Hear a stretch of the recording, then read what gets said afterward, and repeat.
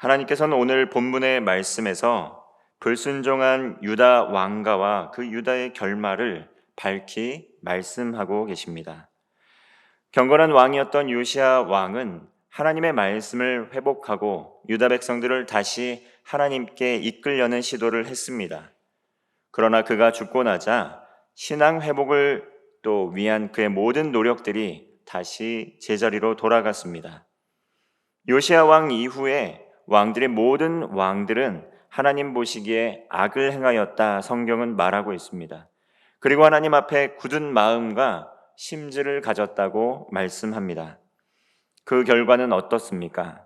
그들의 통치는 오래 가지 못하였고 다른 나라에 의해 폐위되거나 포로로 끌려가는 비극적인 결과를 맞이하게 됩니다. 유다의 마지막 왕이었던 시드기야는 영적으로 무지한 왕이었습니다. 시드기야 역시 하나님의 말씀을 분별할 수 있는, 들을 수 있는 귀와 깨달을 수 있는 지혜가 부족한 사람이었습니다. 시드기야는 예레미야에게 신하들을 보냈지만 예레미야는 그들에게 하나님의 말씀을 전한 것이 아니라 하나님께서는 예레미야에게 하나님의 말씀을 직접 시드기야 왕에게 찾아가서 전하라고 말씀하십니다. 그만큼 이것이 위중한 말씀이었기 때문에 직접 그의 귀를 통해 듣게 될 때 깨달으라는 것입니다. 2절의 말씀입니다. 이르기를 다윗의 왕위에 앉은 유다 왕이여 너와 내 신하와 이 문들로 들어오는 내 백성은 여호와의 말씀을 들을지니라. 시드기야는 하나님께서 다윗과 다윗 왕국에 대한 영원한 하나님의 언약, 그 언약의 효력 안에 세움을 받은 유다의 왕이었습니다. 그러나 시드기야는 선대왕 다윗이 하나님을 경외하고 그리고 하나님의 마음과 합한 자였다고 칭함을 받았던 것처럼 그렇게 하나님을 따르지 못하였습니다. 그는 하나님을 따르며 순종하지 않고 불순종의 길, 사망의 길로 걸어 나아갔습니다. 3절의 말씀입니다. 여호와께서는 이와 같이 말씀하시되 너희가 정의와 공의를 행하여 탈취당한 자를 압박하는 자의 손에서 건지고 이방인과 고아와 과부를 압제하거나 학대하지 말며 이곳에서 무죄한 피를 흘리지 말라. 하나님의 뜻을 유다 왕들이 하나님께서 주신 그 땅에서 백성들에게 정의와 공의를 행하며 하나님의 나라를 이루어 가는 것이었습니다. 그리고 탈취당하고 또 압박하는 이들의 손에서 백성들을 건지고 보호하는 것이었습니다. 다시 말하면 하나님의 마음을 알고 그 마음을 또 받들어서 백성들을 잘 다스리고 이끌어가는 것이 유다 왕들의 사명이었다는 것입니다. 이방인 또 고아, 과부와 같이 공동체에서 소외되는 이들을 압제하거나 학대하지 말고 죄가 없는 사람들의 그 무고한 피를 흘리지 않는 것, 그들의 사명이었다는 것입니다. 이것은 하나님과 유다 왕가 사이에 맺은 언약이었습니다. 이 언약이 잘 또 준행되게 될 때 유다의 지도자들이 대대손손 자자손손 하나님께서 주신 복을 누리며 백성들을 하나님 나라의 백성으로서 하나님 나라를 아름답게 이어갈 수 있다라고 말씀하신 것입니다. 결국은 하나님께 순종하고 그 하나님의 권세와 권위를 받아들여서 하나님의 마음을 품은 그 리더십을 통해서 생명의 길로 온 공동체가 나아갈 수 있었다는 말씀입니다. 4절의 말씀입니다. 너희가 참으로 이 말을 준행하면 다윗의 왕위에 앉을 왕들과 신하들과 백성이 병거와 말을 타고 이 집 문으로 들어오게 되리라. 이 말씀을 지켜 행하면 즉 정의와 공의를 행하게 될 때 왕과 신하, 백성이 병거와 말을 타고 집으로 들어오게 될 것이라 약속하십니다. 다시 말하면 하나님께서 성전을 지키시고 다윗 왕가의 언약을 지키실 것이라는 굳건한 약속의 말씀이었습니다. 유대 왕과 또 정치 지도자들, 하나님의 사랑과 율법의 말씀을 근거로 정의와 공의를 행할 의무가 있었습니다. 여기서 정의는 약자를 억압하는 사회적인 구조, 법 질서 체계를 말합니다. 그리고 공의는 인격체 사이에서 서로 사람과 사람 간에 의로운 관계를 맺는 것을 의미합니다. 정의와 공의를 세워간다는 것은 바른 질서 체계 가운데 또 인간과 인간 사이에 하나님의 그 언약의 말씀들이 잘 이루어지는 것, 관계를 회복하며 나아가는 것을 의미하는 것입니다. 정의는 하나님께서 우리의 부르짖음에 응답하시듯 불공평하고 부당한 질서를 바로 잡습니다. 그리고 공의는 하나님께서 우리를 헤아리시듯 이웃의 사정에 공감하며 살아갈 수 있도록 우리를 이끌어 갑니다. 미가서 6장 8절은 이렇게 말씀합니다. 사람아, 주께서 선한 것이 무엇임을 내게 보이셨나니 여호와께서 내게 구하시는 것은 오직 정의를 행하며 인자를 사랑하며 겸손하게 내 하나님과 함께 행하는 것이 아니냐. 유다 왕들은 백성들을 잘 이끌면서 하나님의 사랑을 기초로 또 말씀을 근거로 하나님의 사랑과 이웃 사랑을 실천하며 살아갈 수 있도록 해야 함에도 불구하고 하나님의 말씀을 무시했다는 것입니다. 당장의 상황과 환경에 함몰되어서 상황과 환경에 따라 하나님을 떠난 불순종하는 그런 우상 숭배의 길을 나아갔다는 것입니다. 하나님보다 더 의지할 만한 대상을 찾게 되면 그 하나님을 의지하지 않고 헌시짝처럼 내어 던져버리고 또 자신이 의지할 만한 것을 찾아 나아갔다는 것입니다. 그 과정 가운데 정의를 세우지 못했습니다. 그 과정 가운데 공의를 저버렸습니다. 그 백성들의 부르짖음, 또 그 백성들의 신음소리, 또 그 백성들이 고통소리를 귀 기울여 듣지 않고 오히려 그들을 핍박하고 압제하는 길로 나아갔다는 것입니다. 이방인과 고아, 과부, 이웃을 외면하고 돌보지 않았다는 것입니다. 그 결과는 어떠한 것입니까? 5절의 말씀입니다. 그러나 너희가 이 말을 듣지 아니하면 내가 나를 두고 맹세하노니 이 집이 황폐하리라. 여호와의 말씀이니라. 이 하나님의 말씀을 경청하지 않고 듣지 않고 불순종하면 하나님께서 맹세코 그 집을 황폐하게 하실 것이라고 말씀한 것입니다. 하나님께서는 정의와 공의의 하나님이시기 때문에 악인의 멸망을 기뻐하시진 않지만 그렇다고 악인이 계속해서 형통하도록 하시지 않는다는 것입니다.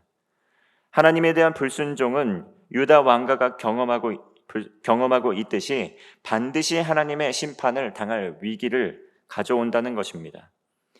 6절의 말씀입니다. 여호와께서 유다 왕의 집에 대하여 이와 같이 말씀하시니라.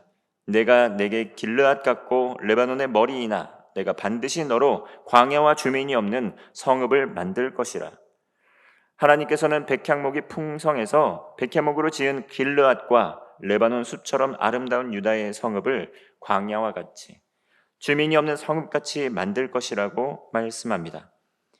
그것은 모든 것이 하나님의 손에 있음을 기억해야 된다는 것을 다시 한번 일깨워 줍니다. 하나님께서 허락하시지 않는다면 악인의 형통함도 있을 수 없습니다. 그러므로 스스로의 힘, 스스로의 능력, 지혜로 우상을 위해 세운 어떠한 탑이라도 아무리 아름답고 명성이 있는 것이라도 하나님께서 거두어 가실 권리도 있으심을 기억해야 된다는 것입니다. 우리나라를 돌아보면 또 백향목이 풍성해서 백향목으로 지은 길르앗같이 또 레바논 숲처럼 아름다운 그러한 모습같이 참으로 아름다운 자연 환경과 또 여러 가지 발전된 문명 속에 있습니다.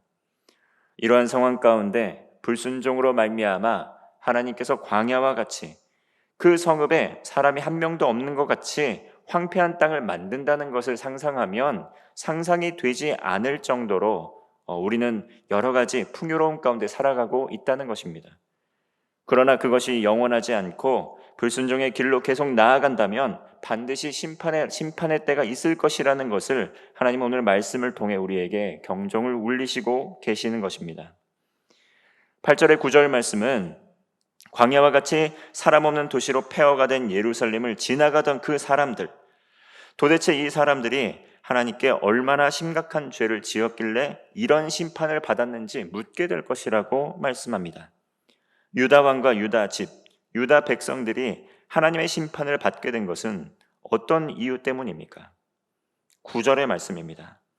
그들이 대답하기는 이는 그들이 자기 하나님 여호와의 언약을 버리고 다른 신들에게 절하고 그를 섬긴 까닭이라 하셨다 할지니라. 유다 백성들이 심판을 당하게 된 근본적인 이유는 매우 단순합니다. 그것은 바로 하나님께 불순종했다는 것입니다. 적극적으로 하나님을 모욕하는 길로 나아갔다는 것입니다.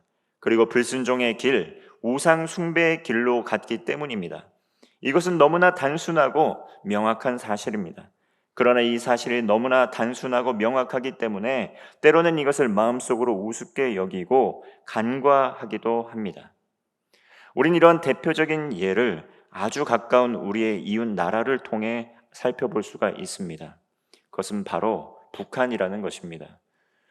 북한은 대부흥의 역사가 있었던 곳, 그리고 하나님의 사람들, 하나님의 그 불타는 불길들이 또 풍성하게 일어났던 곳입니다.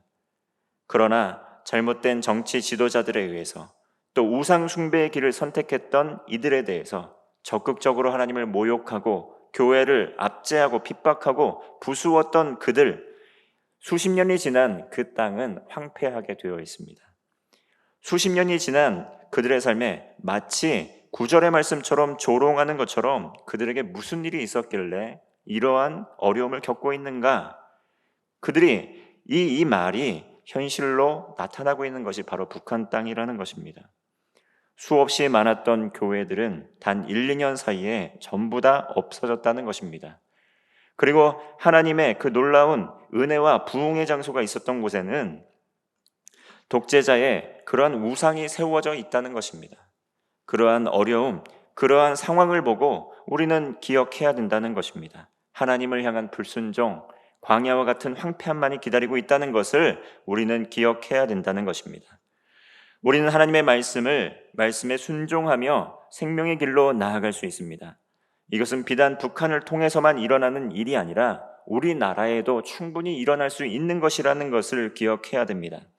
하나님의 말씀을 떠나 거역하고 불순종한 결말은 심판만이 기다리고 있다는 것을 기억해야 됩니다. 유다와 같이 국가의 수명이 다하고 하나님의 심판이 철회할 수 없는 수준까지 우상 숭배의 길에 다다랐을 때에는 더 이상 돌이킬 수 없다는 것을 기억해야 됩니다.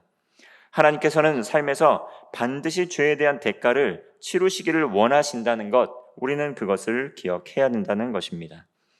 하나님의 말씀에 비추어 볼 때 우리의 삶에 무너진 영역이 있습니까? 가정과 교회, 이 나라 민족, 또 세계 또 속에서 정의와 공의가 세워지지 않는 곳이 있다고 한다면 우리는 그것을 바로 잡아야 한다는 것입니다. 우리나라는 자살률 1위, 저출산율 1위의 오명을 쓰고 있습니다. 이 지표들을 우리가 간과하지 말아야 할 것은 모두 생명과 관련된 지표라는 것입니다. 생명은 하나님께 속한 것이고 생명을 하나님께서 허락지 않으시면 단 하나도 우리에게 주어진 것이 없음에도 불구하고 우리는 이 생명을 아주 값없이 아주 가치 없게 여기는 풍족 가운데 살아가고 있다는 것입니다. 하나님의 뜻을 구하며 간절히 회개하고 기도해야 할 때입니다. 이 땅에 억압받는 이들을 위하여, 압제 가운데 있는 이들을 위하여 기도해야 합니다. 그리고 우리의 자녀와 다음 세대들이 이 세대의 영향력을 따라 흡수되고 우상 숭배의 길을 그대로 가는 것이 아니라 하나님의 말씀의 자리, 은혜의 자리, 생명의 길로 나아갈 수 있도록 기도해야 되는 때입니다. 우리에겐 하나님 나라의 소망이 있습니다. 언젠간 모두 하나님의 심판대, 그리스도의 심판대 앞에 서게 될 날이 올 것입니다. 그때까지 하나님께서 주신 사명을 따라서 이 땅에 하나님의 사랑으로 정의와 공의를 세워 나아가고 하나님 나라를 이루어 가시는 하나님의 백성, 성도 되시기를 바랍니다. 기도하겠습니다. 정의와 공의의 하나님, 이 나라와 정치 지도자들이 하나님을 사랑하고 하나님을 경외하며 살아갈 수 있도록 인도하여 주옵소서. 이 땅에 억압받는 우리 주변의 이웃들에게 생명의 복음을 전할 수 있도록 우리를 사용하여 주옵소서. 하나님의 말씀을 따라 참된 치유와 회복을 이루어 가도록 주님 긍휼을 베풀어 주시옵소서. 먼저 교육자와 모든 직분자들 한 마음으로 연합하여서 아름다운 하나님 나라를 꿈꾸며 이 교회를 섬기며 이 나라와 민족을 섬기며 나아가게 하여 주옵소서. 믿음의 다음 세대를 지켜주시고 이 세대를 치유하며 회복시켜 주옵소서. 성령으로 충만하여서 선교적 사명을 잘 감당하는 우리 교회 되게 하여 주옵소서. 오늘도 가정과 교회, 학교와 사업장을 지켜주시고 삶의 모든 우상 숭배의 길에서 떠나 모든 삶의 현장에서 하나님의 영광을 위하여 살아가는 성도 되게 하옵소서. 우리 구주 예수 그리스도의 이름으로 기도하옵나이다. 아멘.